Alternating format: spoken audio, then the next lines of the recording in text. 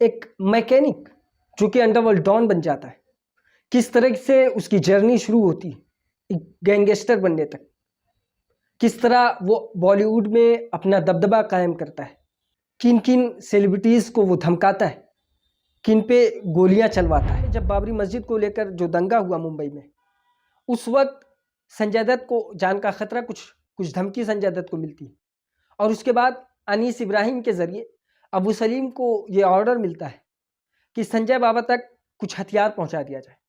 वो हथियार का नाम नहीं लेता, लेकिन इससे अबू सलीम समझ जाता है। उसके बाद अबू सलीम गाड़ी में कुछ हथियार रखता है और संजय दत्त के घर पहुंच जाता है। अब उसके बाद संजय दत्त को वो जैसे ही मिलता है, कहते हैं कि 3 मरतबा वो संजय दत्त से गले मिलता है। उसकी वजह ये थी कि ये खुद एक बॉलीवुड का हीरो बनने आया था, ये फिल्म का हीरो बनना चाहता था। इसकी पर्सनालिटी भी एक चॉकलेटी हीरो की तरह से थी, लेकिन ये बन नहीं पाया, जबकि इसकी एक फिल्म की शूटिंग भी शुरू हुई थी, निर्मोही नाम की। अब यहाँ पर संजय दत्त को वो हथियार देता है। संजय दत्त ने एक हथियार मांगा था, लेकिन अबू सलीम उस तक 5 से 6 हथियार लेकर पहुंच जाता है। लेकिन संजय दत्त एक हथियार अपने पास रखते हैं, जिस मामले में उन्हें आगे जाकर सजा भी हुई थी। अब बाकी के हथियार को संजय दत्त ने वापस कर दिया, जबकि यहाँ पर अबू सलीम और संजय दत्त की एक बॉन्डिंग भी दिखाई गई। लेकिन आगे कुछ ऐसा भी होता है, जब संजय दत्त को अबू सलीम ने मारने की कोशिश की, संजय दत्त को मारने के लिए अबू सलीम ने शूटर तक भेजे और उसके बाद फिर संजय दत्त जिस होटल में थे, उस होटल से लगभग 24 घंटे तक बाहर नहीं निकलते। उसके बाद फिर अबू सलीम का एक ख़ास बंदे के ज़रिए अबू सलीम से संजय दत्त कांटेक्ट करते हैं और उसके बाद माफ़ी मांगते हैं, और माफ़ी मांगने के बाद फिर वो संजय दत्त को छोड़ देता है। और इसकी वजह ये थी कि संजय दत्त ने एक पार्टी रखी थी, जिस पार्टी में अबू सलीम को भी बुलाया गया था। लेकिन इसी बीच एक खबर ये भी आती है कि संजय दत्त ने अबू सलीम की जो अपोजिशन में थे, जो अपोजिशन के अंडरवर्ल्ड थे, उन्हें भी वो बुलाया था और पूरी एक रेखी की गई थी कि अबू सलीम को इस पार्टी में मारा जाएगा। जैसे ही ये बात अबू सलीम को पता चलती है, अबू सलीम ने संजय दत्त को मारने के लिए शूटर भेज दी। उसके बाद जब संजय दत्त ने माफ़ी मांगा, तब जाकर अबू सलीम संजय दत्त को छोड़ देता है। फिर ऋतिक रोशन के पिता राकेश रोशन, जब उनकी एक फिल्म सुपरहिट जाती है, तो वो उन्हें कॉल करता है और उन्हें कॉल करने के बाद उनसे भी पैसे की डिमांड करता है। जब वो भी पैसे नहीं देते तो उनके ऊपर भी गोली चलवाई जाती है, लेकिन वो बच जाते हैं। इस तरह से दिलेर मेहदी एक पंजाबी सिंगर, जिनके ऊपर 2000 में ये गोली चलवाता है। और कहा जाता है कि दिलेर मेहदी ने खुद इस बात को एक्सेप्ट किया कि वो पहले ऑफिस में आता है, वो पैसे की डिमांड करता है। वो कहता है कि मैं कैसे मान लूँ कि तुम अबू सलीम हो? तो कहता है ठीक, कुछ देर के बाद आपकी ऑफिस पे गोली चलेगी, तब आप मान लेना कि मैं अबू सलीम हूँ। और इस तरह से दिलेर मेहदी की ऑफिस पे लगभग 1 घंटे के बाद अबू सलीम के आदमियों ने गोली चलाई, जिसके बाद फिर वो दिलेर मेहदी को कॉल करता है और कॉल करके बताता है कि मैं अबू सलीम हूँ। तो फिर दिलेर मेहदी इस बात को मान जाते हैं। फिर कुछ ही देर में दिलेर मेहदी के ऑफिस में पुलिस वाले पहुंचते हैं, जिसके बाद फिर उन्हें 7-7 पुलिस वाले अलग अलग स्टेट के, यानी 14 पुलिस वाले उन्हें मुहैया कराए जाते हैं और वो लगातार 1 साल तक उनकी सिक्योरिटी में लगे रहते हैं। बाकी उनके घर में 17 सिक्योरिटी गार्ड लगाए जाते हैं। इस तरह से वो बॉलीवुड में अपना दबदबा कायम रखता है। इसी बीच वो आमिर खान को भी धमकी देता है, आमिर खान के लिए भी वो शूटर भेजता है। इसी में जो सबसे बड़ा कत्ल हुआ, सबसे बड़ा मर्डर अबू सलीम के हाथों, यानी उसके ऑर्डर पर हुआ, वो था टी सीरीज के मालिक गुलशन कुमार हत्याकांड।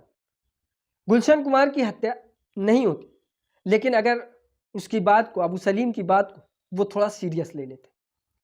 अबू सलीम ने गुलशन कुमार को कई मरतबा उनसे म्यूज़िक का फेवर लिया, यानी किसी गाने को लॉन्च करने के लिए, किसी हीरोइन को चांस देने के लिए। इस तरीके से कई मरतबा वो टी सीरीज़ से फ़ायदा उठाता है। टी सीरीज़ के मालिक गुलशन कुमार को अबू सलीम कॉल करता है और कॉल कर कर वो पैसे की डिमांड करता है। और पैसे की डिमांड अबू सलीम जितनी कर रहा था, गुलशन कुमार का ये जवाब था कि मैं इतना पैसा तुम्हें क्यों दूँ? जितना पैसा तुमने मांगा है, इतना पैसा तो मैं जिस मंदिर में जाता हूँ, वहाँ पर अनाथों को दे देता हूँ, तो मैं तुम्हें ये पैसा क्यों दूँ? ये बात अबू सलीम को खल जाती है। कहा जाता है कि वो पर डे के 5 लाख रुपया गुलशन कुमार से डिमांड कर रहा था। ये बात उसे खलती। फिर अबू सलीम अपने शूटर को भेजता है। गुलशन कुमार मंदिर से निकल रहे थे, इसी बीच उनके ऊपर फायरिंग होती और गुलशन कुमार की मौत हो जाती। इस तरह से वो बॉलीवुड में एक एक कर बॉलीवुड के सेलिब्रिटीज़ को धमकाता रहा, कत्ल करता रहा। वो दुबई में एक कॉन्सर्ट को भी ऑर्गेनाइज करने लगा, यानी सेलिब्रिटीज़ को बुलाता, वहाँ पर प्रोग्राम होता, वो सारी चीज़ इसकी कंपनी करने लगी थी। इसी बीच उसकी मुलाकात मोनिका बेदी से होती। मोनिका बेदी और अबू सलीम, इन दोनों के बीच दोस्ती होती, दोस्ती प्यार में बदलती है, फिर ये दोनों शादी कर लेते हैं। लेकिन बॉलीवुड में जो ये बॉलीवुड सेलिब्रिटीज़ को धमकाता था, इसी बीच उस बॉलीवुड में एक व्यक्ति ऐसा था जो अंडरवर्ल्ड के खिलाफ हमेशा से लड़ाई करता रहा, और वो सेलिब्रिटी था महेश भट्ट। महेश भट्ट ने अलग अलग समय पर 3 अलग अलग प्राइम मिनिस्टर से मुलाकात की और अंडरवर्ल्ड की शिकायत की। और वो शिकायत करता कि मुंबई में अंडरवर्ल्ड की काफ़ी पकड़ हो चुकी है, अब ये दलदल बन रहा है, आए दिन कोई ना कोई कांड हो रहा है। ख़ास करके उसका मामला अबू सलीम से था। वो इस तरीके से अलग अलग प्राइम मिनिस्टर से शिकायत करता है, लेकिन जो प्राइम मिनिस्टर होते हैं वो इस बात से टाल देते कि वो इसे स्टेट मैटर बताकर नज़रअंदाज कर देते। लेकिन वो इस लड़ाई को आगे लड़ता गया।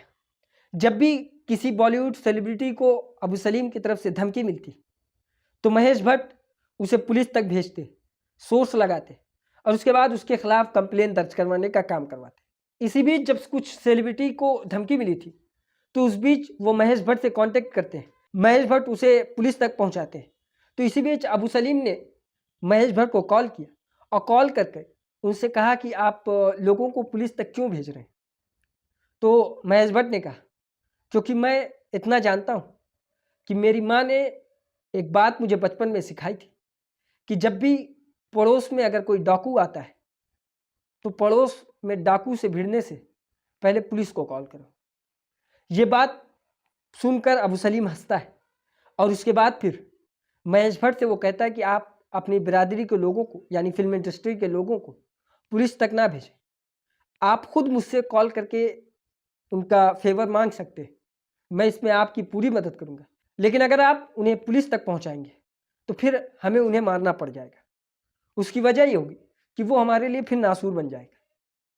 ये बात महेश भट्ट सुन के हंसते हैं, लेकिन उसके बावजूद काफ़ी मर्तबा महेश भट्ट इसके खिलाफ लड़ाई लड़ते नजर आए थे। इस तरह से बॉलीवुड में जाने वाला एक लड़का जिसकी ख्वाहिश बॉलीवुड में चॉकलेटी हीरो बनने की थी, वो अंडरवर्ल्ड डॉन बन जाता है। उसके बाद फिर उसका इस तरीके से मामला देखने को मिलता है। कुछ लोग उसे मसीहा बताते हैं, कुछ लोग उसे अंडरवर्ल्ड डॉन, कुछ आतंकवादी। लोगों का अपना अपना नज़रिया है। ये थी आज की कहानी। इसी तरह की और कहानी सुनने के लिए हमारी इस वीडियो को लाइक करें, हमारे चैनल को सब्सक्राइब करें और बेल आइकॉन को ज़रूर दबाएं।